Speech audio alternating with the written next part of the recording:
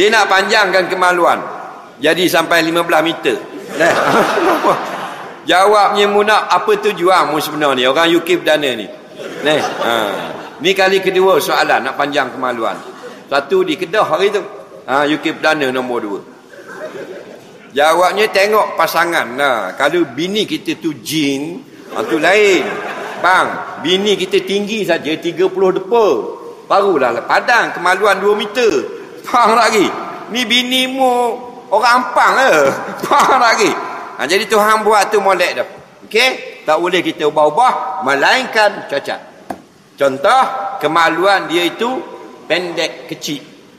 Tak besar macam orang normal, halus macam Lidi Arezek. Faham lagi? Macam Lidi Arezek. Maka dia buat pembedahan, tukar letak daging betis, daging paha untuk saiz orang lain yang kebiasaan harus.